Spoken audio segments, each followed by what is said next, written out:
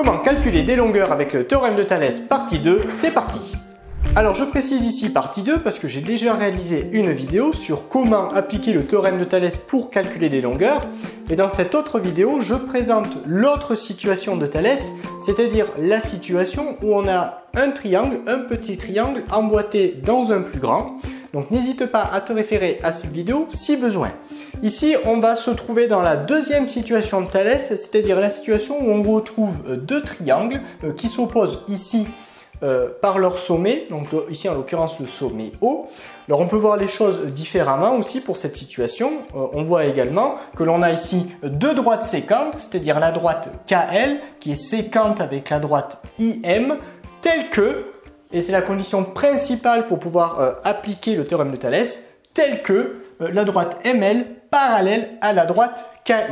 Alors comme pour l'autre situation de Thalès, il faut toujours avoir en tête que dans le théorème de Thalès, en fait, on se situe dans une situation de proportionnalité. En effet, ici on voit un petit triangle, ici on voit un grand triangle. Eh bien, ces triangles, ils sont proportionnels entre eux, ils sont semblables. Donc toujours avoir ça en tête. En fait, quand on applique le théorème de Thalès, on se trouve à chaque fois dans une situation de proportionnalité. Voyons à présent comment appliquer le théorème de Thalès dans cette situation. Alors comme pour la précédente vidéo, on va dans un premier temps écrire un minimum de rédaction. Alors moi je vais t'en proposer une, mais n'hésite pas à te rapprocher de ton professeur pour voir comment lui, il veut que tu rédiges ici la rédaction. Alors moi je vais t'en proposer une. Donc qu'est-ce que je vais écrire? Eh bien on va commencer par dire que l'on a les droites IM et KL qui sont séquentes en haut. Donc je vais commencer par écrire ça. Les droites, la droite, on va écrire les droites, voilà, les droites, donc on a dit les droites IM et KL sont séquentes en haut, ça veut dire qu'elles se coupent au point O. Alors, je ne vais pas mettre un point, tel que, j'aime bien l'écrire comme ça, c'est-à-dire tel que, bien tel que quoi? Bien tel que la condition en fait nécessaire que l'on doit absolument avoir pour appliquer le théorème de Thalès, c'est-à-dire tel que ML, la droite ML, parallèle à la droite KI. Alors je répète que ici, il faut bien faire attention à ça, ici on nous le précise dans l'énoncé, que ces deux droites sont parallèles, mais il arrive parfois qu'on ne te le précise pas. Par conséquent, avant de pouvoir appliquer le théorème de Thalès, il faudra démontrer au préalable que la droite ML, bon, je prends avec mes lettres ici, que les deux droites ici sont parallèles. Bon, ici, pas besoin de le démontrer au préalable parce que ça nous est donné dans l'énoncé.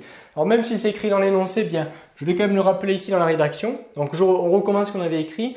Les droites IM et KL sont séquentes en haut, telles que la droite ML, parallèle à la droite KI.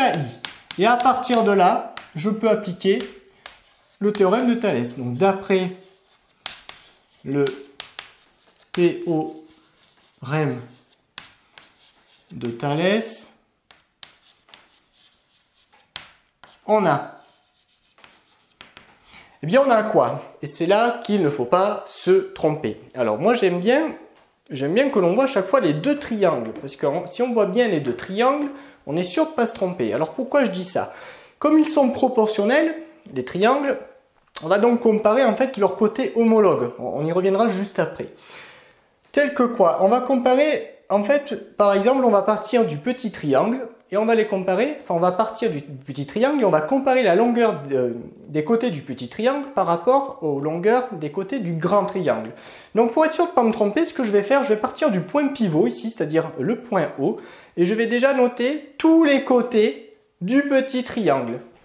C'est-à-dire que là, le petit triangle, eh bien, ses côtés, alors on a le triangle OIK, c'est le triangle OIK, et je vais écrire ces trois côtés d'un coup là, OI, un peu plus loin OK. Alors ce que je fais, c'est qu'au début, je pars du point O, du point pivot, donc OIK, bien j'ai le côté OI, OK, et enfin le dernier, KI.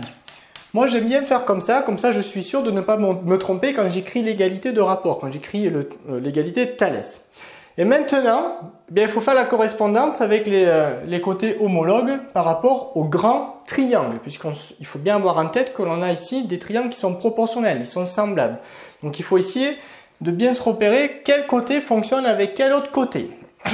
Alors ici, ce qu'on peut s'imaginer dans un premier temps, comme on a le point pivot ici, le point O, bien si je fais pivoter mon triangle, comme ceci, le petit, hein, on va partir du petit, si je le fais pivoter par rapport au point O, bien le côté OI, on voit qu'il va venir se confondre avec le côté OM. En effet, là, les côtés OI et OM, ils sont homologues. Donc le côté OI, il fonctionne avec le côté OM du grand triangle. Par conséquent, sous OI, ici j'écris OM.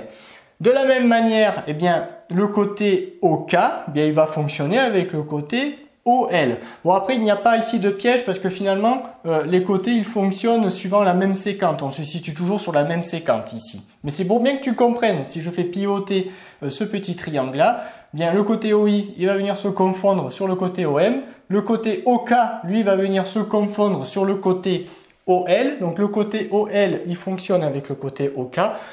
Pour le dernier, tu auras compris, hein, le côté KI, il fonctionne avec le côté ML du grand triangle.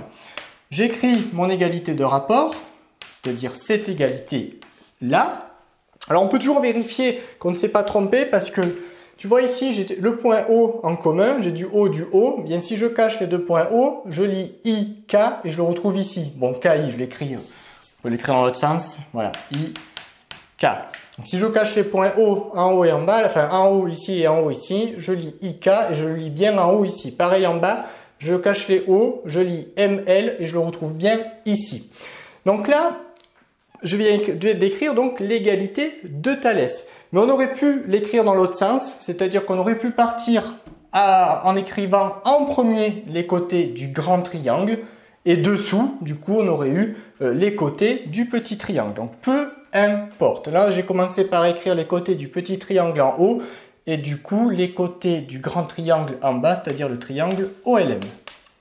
Maintenant que j'ai terminé d'écrire mon égalité de Thalès, eh bien, je vais remplacer avec ce qu'on me donne, avec les données de mon énoncé. Alors, c'est parti. OI, est-ce que je connais OI? Oui, je connais. OI, c'est égal à 3. Sur OM, on me le donne également, c'est égal à 4,5. Ensuite, égal à quoi? OK. OK, est-ce que je connais? Oui, 2,2. Sur OL, bien OL, c'est ce que je cherche. Donc, je vais l'écrire en rouge. IK, bien IK, je ne connais pas. Donc, je l'écris tel quel. De la même manière, ML, je ne connais pas. Donc, je recopie ML. Lorsque j'ai terminé de remplacer avec les données de mon énoncé, eh bien, il ne me reste plus ici qu'à isoler OL, puisqu'en effet, moi, je veux calculer OL. Je vais donc écrire OL égale quelque chose. Alors, comment on va faire ici? Bien, tout simplement, comme on a une égalité de rapport, on va utiliser le produit en croix. Et oui, en effet, le produit en croix, qu'est-ce qu'il nous dit? Bien, il nous dit que 3 fois OL, ça va être égal à 4,5 fois 2,2. Le produit en croix, il fonctionne avec des couples. En l'occurrence, ici, j'ai deux couples. Le couple 3 avec OL, 3 fois OL, et le deuxième couple, c'est-à-dire 4,5 fois 2,2.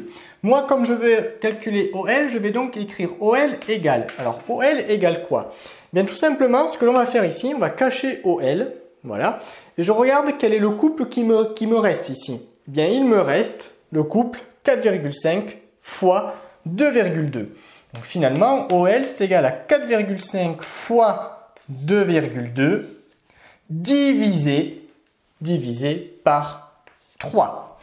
Et là, si je prends ma calculatrice, je vais trouver que OL, c'est égal à 3,3 cm. Cette leçon est désormais terminée. Abonne-toi à la chaîne pour ne rater aucune de nos prochaines vidéos. Et on te dit à très vite dans une autre leçon de petits savants.